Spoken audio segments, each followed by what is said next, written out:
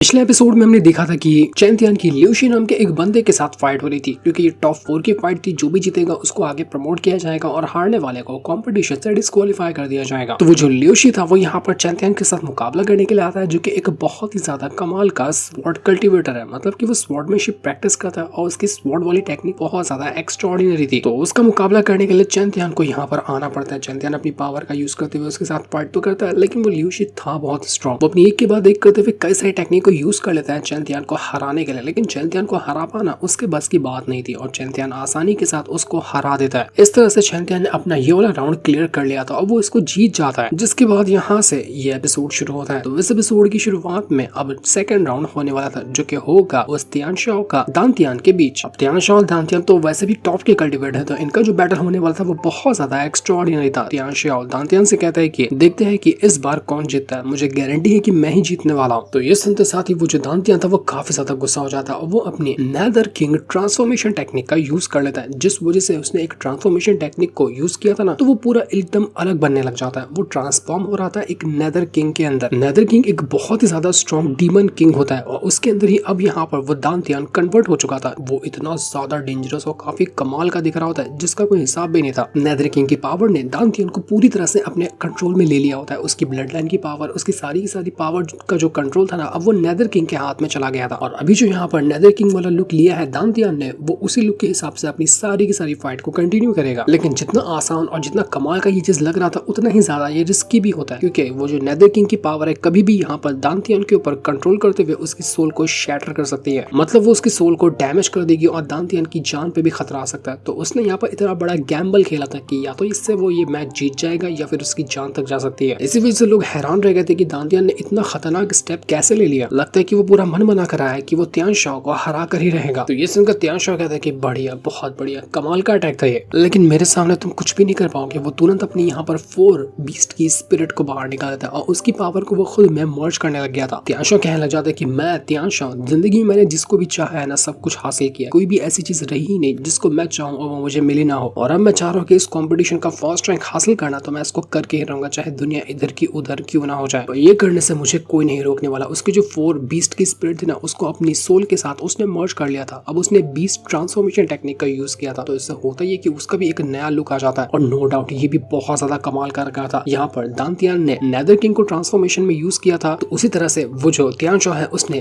Beast king में खुद को ट्रांसफर कर लिया, जिसकी मदद से वो तियानशाओ ना अब कुछ टाइम के लिए एकदम हल्का सही लेकिन पावर को यूज कर पाएगा ग्रेट सेज रैल्म के जो कल्टिवेटर होते हैं ना उनकी। ये एक बहुत ही ज्यादा हाई लेवल का रैल्म होता है, उसकी पावर को थोड़ा बहुत तियानशाओ अब यहाँ पर यूज कर सकता था। इस ट्रांसफॉर्मेशन के बाद इनका जो बैटल था वो सच में एक्स्ट्राऑर्डिनरी होता है, क्योंकि दोनों सबसे ज्यादा फेमस बंदे हैं इस पूरी जगह के। तो इनका बैटल तो इतना ज्यादा इंटरेस्टिंग होना ही था। सभी लोग बिल्कुल एक्साइटेड होकर इनका मैच देखने के लिए आए हुए थे। मास्टर वगैरह भी जब यहाँ पर ये फाइट देखते हैं तो वो भी काफी ज्यादा इंप्रेस हो चुके थे कि जरा देखो तो इनकी फाइट कितनी ही ज्यादा कमाल की है, और जो भी जीतेगा ना वो नाम कमा लेगा एकदम। चैंपियन के दोस्त वगैरह भी यहाँ पर चैंपियन से पूछने लग जाते हैं कि चैंपियन तुम्हें क्या लगता है कि इस फाइट के अंदर कौन जीतेगा, ये दोनों में से कौन जीतने वाला है। तो चैंपियन कहता है कि ऐसे मैं गारंटी से तो नहीं कह सकता, लेकिन मुझे यहाँ पर देखकर ऐसा लगता है ना कि नेदर किंग की जो पावर है वो कमजोर है बीस्ट ट्रांसफॉर्मेशन के सामने। मतलब कि तियानशाओ जो है ना वो जीतेगा और दांतियान हार जाएगा। ये सिर्फ एक मेरी गट फीलिंग है, लेकिन अगर यहाँ पर दांतियान कुछ कमाल के अटैक कर देता है तो वो जीत सकता है, वरना उसके हारने के चांसेस ज्यादा है। और जैसा चैंपियन ने कहा था वैसी चीज यहाँ पर नजर भी आ रही थी। तियानशाओ दांतियान को खूब मारता है, उससे कहता है कि तू है तो कमाल का कल्टिवेटर, लेकिन तू इतनी छोटी सी जगह पर रह कर ना अपने टैलेंट को बर्बाद कर रहा है। इससे तू मेरे साथ शामिल हो जा, मेरा डिसेबल बन के रह, उसके बाद में तुझे हर तरह की ट्रेनिंग दूंगा और तुझे जितना चाहे उतना स्ट्रॉन्ग बना दूंगा। तो ये सुनकर दांतियान को तो बड़ा गुस्सा आता है कि तू यहाँ पर मेरा मास्टर बनना चाहता है, तेरी इतनी भी औकात नहीं, तुझे क्या लगता है कि तू इतनी आसानी से जीत गया, मैं तुझे जीतने दूंगा ही नहीं। लेकिन तियानशाओ उसको खूब मारता, मारते हुए उससे कहने लग जाता है कि देखो मैंने ये नहीं कहा कि मैं जीतूंगा, लेकिन मैं ये जरूर कह रहा हूँ कि मैं कभी हारता नहीं हूँ ना कभी हारूंगा। अब तुम समझ सकते हो कि जो कभी हारता नहीं है उसकी जीत तो होती ही है। दांतियान की हालत पूरी तरह से खराब हो चुकी थी, वो कुछ भी यहाँ पर कर ही नहीं पाता। तो इस चीज को देखकर दांतियान वापस से अपनी एक और खास टेक्निक को यूज करने लग जाता है और कहने लग जाता है कि अब मैं अपने ब्लड लाइन की पावर को यूज करने वाला हूँ। वो तुरंत यहाँ पर अपनी ब्लड लाइन की पावर को यूज करता है। जैसे उसने इसको यूज किया था ना, आसमान के अंदर से एक फॉर्मेशन क्रिएट हो जाता है। वो फॉर्मेशन बहुत ज्यादा कमाल का लग रहा था और उसी फॉर्मेशन के अंदर उसने यहाँ पर तियानशाओ को ट्रैप कर लिया था। इस फॉर्मेशन के अंदर तियानशाओ की जो वो ट्रांसफॉर्मेशन टेक्निक होती है ना वो सील हो जाती है, जिससे होता है कि तियानशाओ अपने ओरिजिनल लुक के अंदर आ गया था। वो बीस्ट किंग में जो ट्रांसफॉर्म होता ना वो पावर फॉर्मेशन के अंदर ही जाकर ट्रैप हो गई थी। दांतियान कहना चाहते कि क्या हुआ तियानशाओ, बहुत यहाँ पर उछल रहे थे ना, अब तुम्हारी हवा निकल गई, तुम्हारी औकात तुम्हें अब पता चलने वाली है।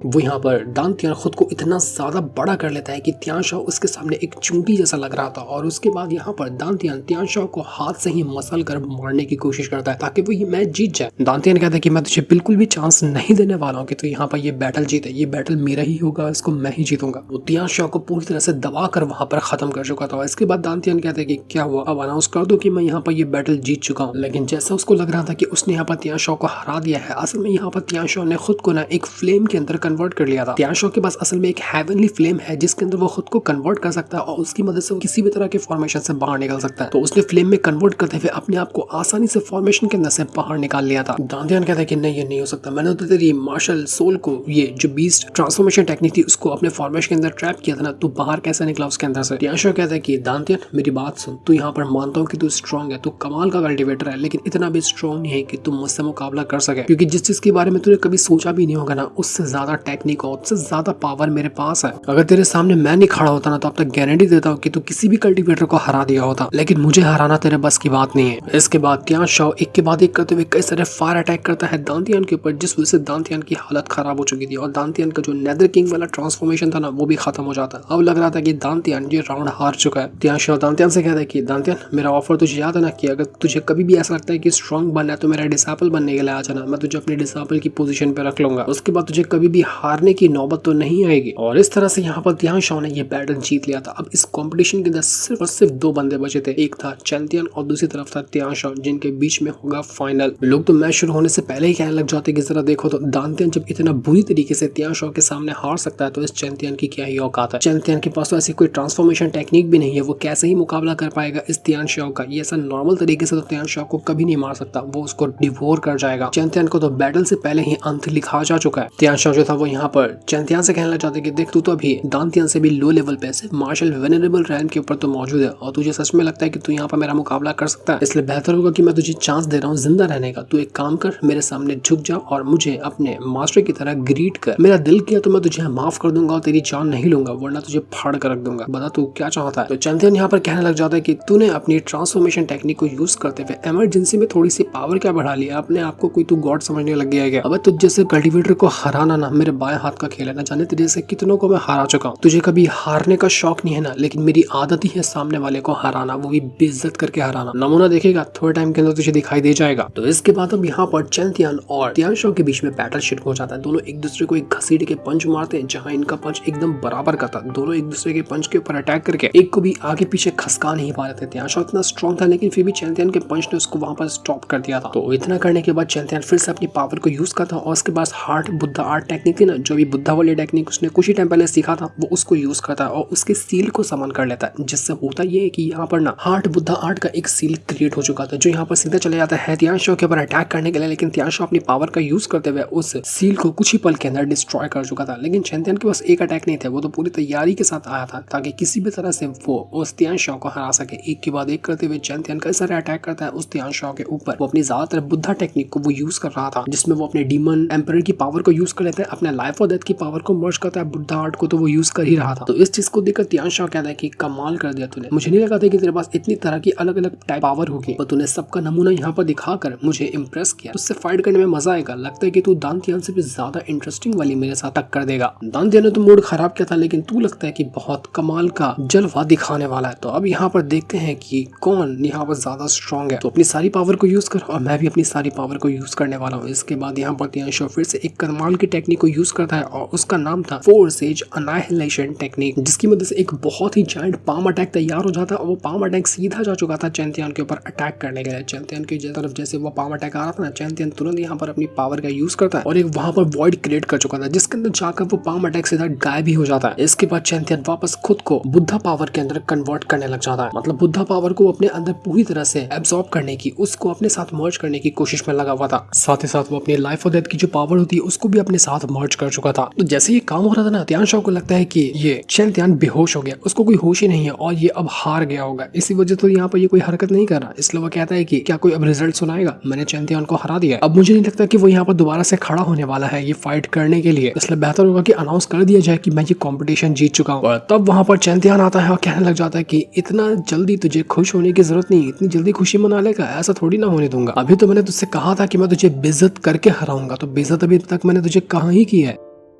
इसके बाद चैंतियन जो था वो वहां पर जैसे अपनी पावर को यूज करता है, उसके पीछे बुद्धा की जो मूर्ति होती ना वो आकर पहुंच चुकी थी और अब यहाँ पर चैंतियन पूरी तरह से बुद्धा की पावर के साथ मर्ज हो चुका था। वो बुद्धा की मूर्ति को कंट्रोल करते हुए सीधा अटैक देकर मार देता है उसे तियानशाओ के ऊपर। तियानशाओ ये देखकर हैरान रह चुका था कि ये क्या हुआ, ये किस तरह की पावर को यूज कर रहा है, लेकिन फिर भी वो यहाँ पर जैसे ही अटैक करने वाला था कि इससे पहले वो जो बुद्धा की जो मूर्ति होती ना उसकी पावर इतनी स्ट्रॉन्ग थी कि उसके सामने वो तियानशाओ खड़ा ही नहीं हो पाता। अटैक करना तो बहुत दूर की बात है, लेकिन उसके अंदर इतनी भी ताकत नहीं थी कि वो यहाँ पर खड़ा हो सके। उसकी हालत पूरी तरह से खराब हो जाती है। चैंतियन कहता है कि क्या हुआ, बड़ा उछल रहा था, कुछ टाइम के अंदर तेरी हवा निकल गई, अभी तो बस शुरुआत की है, अभी आगे आगे देख कि मैं किस तरह से तुझे हराता हूँ। चैंतियन वापस से एक डिवाइन लाइट टेक्निक को यूज करता है और फिर से वो उस तियानशाओ के ऊपर अटैक देकर मार देता है। ये डिवाइन लाइटनिंग जो पावर थी ना वो बहुत ज्यादा खतरनाक थंडर पावर से मर्ज थी, तो इस वजह से उस तियानशाओ को इतनी ज्यादा तकलीफ होती है कि उसकी जो ट्रांसफॉर्मेशन टेक्निक थी जिसके अंदर उसने 4 बीस्ट की स्पिरिट को डाला था वो यहाँ पर डिस्ट्रॉय होने लग जाती है। तियानशाओ कितना भी यहाँ पर कोशिश क्यों ना कर लेता, लेकिन फिर भी वो यहाँ पर अपने आप को बचा ही नहीं पा रहा था और इसके बाद यहाँ पर उसके जितने भी अटैक होते ना एक के बाद एक करते हुए सारे अटैक डिस्ट्रॉय होने लग गए थे। वो जो बुद्धा पावर थी वो सच में बहुत ज्यादा एक्स्ट्राऑर्डिनरी थी। वो अनाइहिलेशन टेक्निक को यूज करती है जो कि उसकी बुद्धा पावर से बना हुआ था और उसके बाद वो उसी के अंदर डाल देती है तियानशाओ को, जिससे वहां पर एक बहुत ही जोर का धमाका होता है। धमाका इतना भयंकर कि उसका हिसाब भी नहीं लगाया जा सकता। लोग जब यहाँ पर ये चीज देखते हैं ना उनको यकीन ही नहीं होता कि यार भाई साहब ये चैंतियन बंदा क्या है, इसके पास बुद्धा की पावर है, इसके पास डीमन की पावर है, इसके पास गॉड की पावर है, इसके पास खुद की कल्टीवेशन पावर है, इसके पास क्या क्या है, गिनती गिने जाएंगे तो दिन भर निकल जाएगा। और कमाल की बात तो यह है कि वो अपनी हर एक पावर को इतना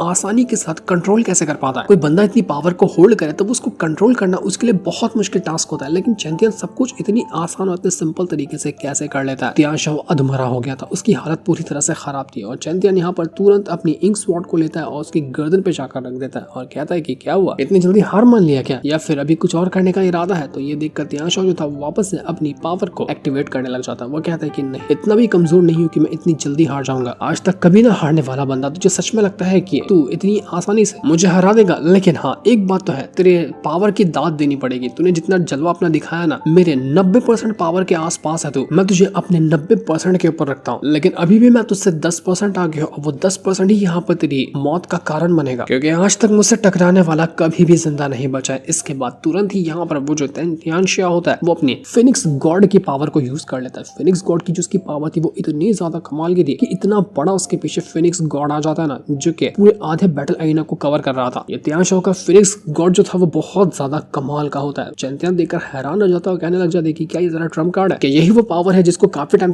से तू बचा कर रखा हुआ था। जैसे फिनिक्स गॉड वहां पर आया था ना, वो उसकी पावर जो होती है वो तियानशाओ के साथ जाकर अटैच होने लग जाती है, जिससे तियानशाओ जितना भी अभी वो 20 ट्रांसफॉर्मेशन टेक्निक का उसका खत्म हुआ था ना, एक बार फिर से वो यहाँ पर अपनी 20 ट्रांसफॉर्मेशन टेक्निक की पावर को यूज कर पाता है, उसी फिनिक्स गॉड की वजह से। यानी फिनिक्स गॉड जो है ना वो एक इनहेरिटेंस था, मतलब कि लोगों को पता था कि बहुत टाइम पहले एक फिनिक्स गॉड है जिसको अगर कोई चोजन वन होगा ना वही कल्टीवेट कर सकता है और उसको उसका इनहेरिटेंस मिलेगा। हजारों लोगों ने ट्राई किया था लेकिन कभी भी उसको वो इनहेरिटेंस नहीं मिला, लेकिन तियानशाओ ने जब वो काम कर दिखाया। फिनिक्स गॉड का जो इनहेरिटेंस है असल में वो तियानशाओ के पास ही है। इसी वजह से सारे के सारे लोग हैरान रह चुके थे कि तियानशाओ सच में बहुत ज्यादा कमाल का है। अब तक हमने सोच ही लिया था कि तियानशाओ हारने वाला, लेकिन उसने मेन टाइम के अंदर अपनी सबसे कमाल की टेक्निक को यूज कर लिया। तियानशाओ कहता है चैंतियन से कि क्या हुआ चैंतियन, अब मजा आ रहा है ना इस फाइट के अंदर। थोड़ा सा कमजोर पड़ने के बाद जो कमबैक करते हैं ना वो सबसे ज्यादा लाजवाब होता है। चैंतियन तेरी पावर सच में कमाल की है और इस कमाल की पावर दिखाने के वजह से ना मैं तुझे एक रिवॉर्ड देने वाला हूँ। वो रिवॉर्ड पता है तुझे क्या होगा? मैं तुझे नर्क फील कराऊंगा, मैं तुझे इतनी बुरी मौत दूंगा ना जिसके बारे में तूने कभी सोचा ही नहीं होगा। तेरे को पल पल मौत का एहसास दिलाऊंगा, यही तेरा रिवॉर्ड होगा जो मैं तुझे देने वाला हूँ। तो क्या तू तैयार है इसके लिए? चैंतियन भी यहाँ पर उसके लिए पूरी तरह से तैयार था कि आजा बेटा लड़ ले, लाड ले, तेरे जैसे को मैंने नहीं हराया ना तो मेरा भी नाम चैंतियन है। लेकिन क्या चैंतियन सच में तियानशाओ को हराकर ये कॉम्पिटिशन जीतेगा? वो तो हमें नेक्स्ट एपिसोड में पता चलेगा, जिससे इनको दिखाते। साथ ही ये वाला एपिसोड यहीं पर एंड हो जाता है।